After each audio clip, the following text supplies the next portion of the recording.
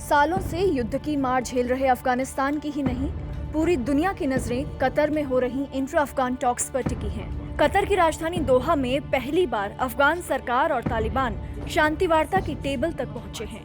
आज के अपने एक्सप्लेनर में हम जानेंगे कि क्या है ये इंट्रा अफगान टॉक्स और अफगानिस्तान क्यों इतने सालों से युद्ध की आग में जल रहा है, और खून खराबे और हिंसा के लिए बदनाम तालिबान के साथ अफगान सरकार क्यों बात कर रही है, और अमेरिका की इन इंट्रा अफगान टॉक्स में क्या भूमिका है। और साथ ही ये भी देखेंगे कि अफगानिस्तान और तालिबान के बीच हो रही शांति वार्ता में क्या अड़चनें हैं और इनके फेल हो जाने की स्थिति में क्या खतरे होंगे। सबसे पहले देखते हैं कि इंट्रा अफगान टॉक्स क्या हैं। इस साल की शुरुआत में अमेरिका और तालिबान के बीच कतर में ही एक समझौता हुआ था, जिसके बाद चली जद्दोजहद और रूठने मनाने के बाद 12 सितंबर से दोहा में अफगानिस्तान और तालिबान के बीच शांति वार्ता शुरू हुई हैं। संयुक्त राष्ट्र की सुरक्षा परिषद ने शुक्रवार को दोहा में हो रही अफगान शांति वार्ता की शुरुआत का स्वागत किया और दोनों पक्षों को आपसी विश्वास बनाने और हिंसा में कमी के लिए प्रोत्साहित भी किया। तालिबान और अफगानिस्तान के बीच शांति वार्ता के लिए ये विश्वास बहाली सबसे जरूरी है, क्योंकि अफगान सरकार और तालिबान दोनों ही एक दूसरे पर भरोसा नहीं करते और ये अफगानिस्तान में हिंसा की एक बड़ी वजह बन जाती है। अफगानिस्तान की सरकार को लगता है कि अमेरिका के अफगानिस्तान से वापस चले जाने के बाद तालिबान दोबारा से सत्ता पर काबिज होकर देश के नए संविधान के नियम कायदों को नहीं मानेंगे। संयुक्त राष्ट्र के महासचिव एंटोनियो गुटेरेस ने कहा कि ये नेगोशिएशंस अफगान लोगों के लिए एक शांतिपूर्ण भविष्य के लिए और अफगानिस्तान के विकास के लिए एक बड़ा अवसर दे रहे हैं। अफगानिस्तान और तालिबान के बीच शांति चाहने वाले सभी पक्षों की तरह संयुक्त राष्ट्र की सुरक्षा परिषद की तरफ से भी कहा गया कि अफगान शांति वार्ता में अफगानिस्तान के लोगों की ही अगुवाई होनी चाहिए और इससे एक स्थायी युद्ध विराम होना चाहिए।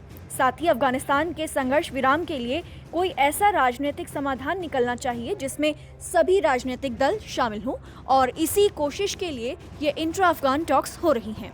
इन इंट्रा अफगान टॉक्स की शुरुआत के अवसर पर भारत के विदेश मंत्री डॉक्टर एस जयशंकर को भी न्योता मिला था।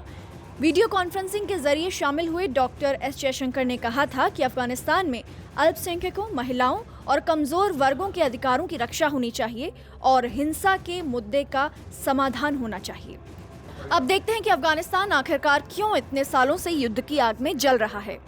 11 सितंबर 2001 को आतंकवादी समूह अल-कायदा ने अमेरिका के बड़े शहर न्यूयॉर्क की वर्ल्ड ट्रेड सेंटर पर इतना बड़ा हमला किया कि जिसमें करीब 3000 लोग मारे गए, करीब 25,000 घायल हुए और कुछ 10 बिलियन के इंफ्रास्ट्रक्चर का नुकसान हुआ। इस अल-कायदा गुट का बेस था अफगानिस्तान।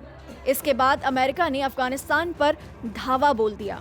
इस युद्ध में अमेरिका के लगभग 2500 और ब्रिटेन के लगभग 500 सैनिक मारे गए। अगर कुल सैन्य मौतों को गिना जाए तो आंकड़ा करीब 4000 के आसपास बैठता है। 2009 से अफगानिस्तान में यूएन असिस्टेंस मिशन ने अफगान मौतों को रिकॉर्ड करना शुरू किया था, जिसके मुताबिक 2009 से अब तक करीब 1 लाख अफगान मारे जा चुके हैं। जब अमेरिका ने अफगानिस्तान पर हमला बोला था तब 1996 से ही वहां तालिबान की सरकार थी। अमेरिका ने तालिबान पर आरोप लगाया था कि उन्होंने अल-कायदा और उसके नेता ओसामा बिन लादेन को पनाह दी।